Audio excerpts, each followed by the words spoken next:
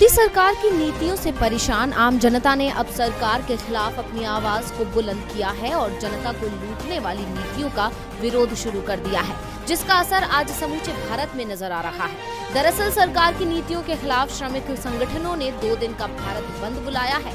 इस बंद को अखिल भारतीय बैंक कर्मचारी संघ का भी समर्थन मिल गया है। इस बंद के जरिए सरकार को लोकतंत्र की ताकत दिखाने की कोशिश की जा रही है। आपको बता दें कि भारत बंद के मद्देनजर सोमवार की सुबह पश्चिम बंगाल के अलग अलग जिलों में लोग रेल पटरियों पर उतरकर प्रदर्शन कर रहे हैं। इस बंद का असर सिर्फ पश्चिम बंगाल ही नहीं बल्कि बीजेपी शासित राज्य हरियाणा में भी नजर आ रहा है। बंद की वजह से 3000 बसों के पहिए थम गए हैं। आपको बता दें कि हरियाणा में कई मांगों को लेकर रोडवेज कर्मचारी लंबे समय से विरोध जता रहे हैं। पुरानी पेंशन बहाली, कच्चे कर्मचारियों को पक्का करना और निजीकरण के खिलाफ बंद बुलाया गया है। हरियाणा में कर्मचारियों ने बंद का पूरा समर्थन किया है। बंद 2 दिन जारी रहेगा। बंद की वजह से जींद में दिल्ली, आगरा और अन्य लंबे रूट की सेवाएं बाधित हो गई हैं। इस हड़ताल को झारखंड, छत्तीसगढ़ और मध्य प्रदेश के कोयला खनन क्षेत्रों के अलावा असम, हरियाणा, दिल्ली, पश्चिम बंगाल, तेलंगाना, केरल, तमिलनाडु, कर्नाटक, बिहार, पंजाब, राजस्थान, गोवा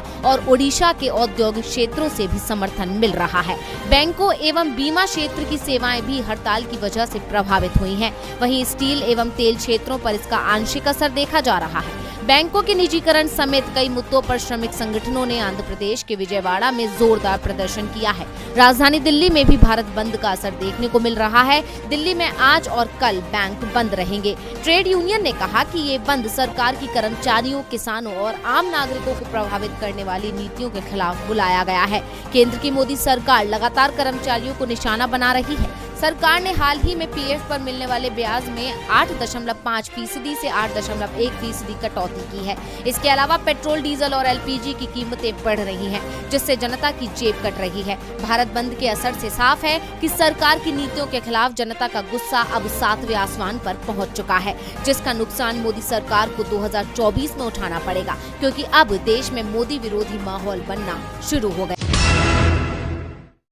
उत्तर प्रदेश के सीएम योगी आदित्यनाथ और केंद्रीय नेतृत्व के बीच अनबन की खबरें आती रहती हैं। दावा तो यहाँ तक किया जा रहा था कि अगर यूपी में बीजेपी को जीत हासिल होती है तो शायद योगी को सीएम ना बनाया जाए, लेकिन चुनाव नतीजों के बाद योगी आदित्यनाथ को ही सीएम की कुर्सी मिली, जिससे इस बात के संकेत मिले कि अब योगी और केंद्रीय नेतृत्व के बीच संबंध सुधर गए हैं। लेकिन अब शपथ ग्रहण के 3 दिन बाद बीजेपी के केंद्रीय नेतृत्व और योगी आदित्यनाथ के बीच तल्खी दिखाई देने लगी है और इसका ही नतीजा है कि मंत्रिमंडल गठन होने के 3 दिन बाद भी मंत्रियों के पास कोई काम नहीं है, क्योंकि उन्हें अभी तक कोई विभाग सौंपा ही नहीं गया है।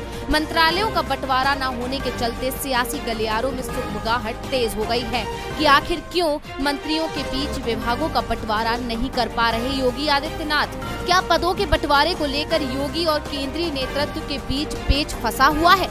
दरअसल दावा किया जा रहा है कि केंद्रीय नेतृत्व गृह, वित्त और पीडब्ल्यूडी जैसे कुछ अहम मंत्रालय अपने करीबियों को देना चाहता है, जबकि योगी गृह मंत्रालय अपने ही पास रखना चाहते हैं। अपने करीबियों को भी महत्वपूर्ण मंत्रालय देने पर अड़े हुए हैं। हालांकि केंद्र के दबाव में योगी ने केशव प्रसाद मौर्य, ब्रजेश पाठक और AK शर्मा को मंत्रिमंडल में तो जगह दे दी, लेकिन महत्वपूर्ण मंत्रालय दिए जाने के मामले में योगी केंद्र के सामने झुकने को तैयार नहीं है। योगी आदित्यनाथ केशव प्रसाद मौर्य और ब्रजेश पाठक को डिप्टी सीएम नहीं बनाना चाहते थे। इनकी जगह वो दिनेश शर्मा और स्वतंत्र देव सिंह को ये पद देना चाहते थे, लेकिन केंद्र के दबाव में योगी की नहीं चल पाई। दरअसल केशव प्रसाद मौर्य खुद विधानसभा चुनाव हार गए थे और ब्रजेश पाठक कई बार अपनी ही सरकार पर निशाना साध चुके थे, जिससे योगी नाराज थे और उन्हें मंत्रिमंडल में शामिल नहीं करना चाहते थे। दूसरी तरफ AK शर्मा को तो तमाम दबावों के बावजूद योगी ने अपने पहले कार्यकाल में मंत्री तक नहीं बनाया था। AK शर्मा PM मोदी और गृह मंत्री अमित शाह के बेहद करीबी माने जाते हैं। इस बार योगी ने उन्हें मंत्री तो बना दिया, लेकिन मंत्रालय पर पेच फंस गया है। विभागों को लेकर केंद्र के साथ चल रहे इस टकराव के चलते योगी अभी तक मंत्रालय का बंटवारा नहीं कर पाए हैं। अब सवाल ये है कि क्या योगी केंद्र के इशारे पर काम करेंगे या फिर केंद्र के साथ उनका टकराव और तेज हो सकता है। बीरभूम घटना के बाद से ही पश्चिम बंगाल में बीजेपी को जैसे ममता सरकार को घेरने का मौका मिल गया है और वो जमकर इस मामले में राजनीति कर रही है। लेकिन हद तो तब हो गई जब बीजेपी विधायक विधानसभा में गुंडागर्दी पर उतर आए और विधानसभा में ही मारपीट शुरू कर दी, जिसका एक वीडियो भी सामने आया है। वीडियो में देखा जा सकता है कि बीजेपी और टीएमसी विधायकों के बीच मारपीट हो गई। बंगाल विधानसभा में बीजेपी विधायक मनोज तिग्गा और टीएमसी विधायक असित मजूमदार के बीच मारपीट हुई। इस झगड़े में असित मजूमदार घायल हो गए, जिनको हॉस्पिटल ले जाया गया है। विधानसभा में हुए इस हंगामे के बाद सभा से शुभेंदु अधिकारी समेत 5 बीजेपी विधायकों को सस्पेंड कर दिया गया है। सस्पेंड होने वाले विधायकों में शुभेंदु अधिकारी, मनोज तिग्गा, नरहरि महतो, शंकर घोष और दीपक बर्मन का नाम शामिल है।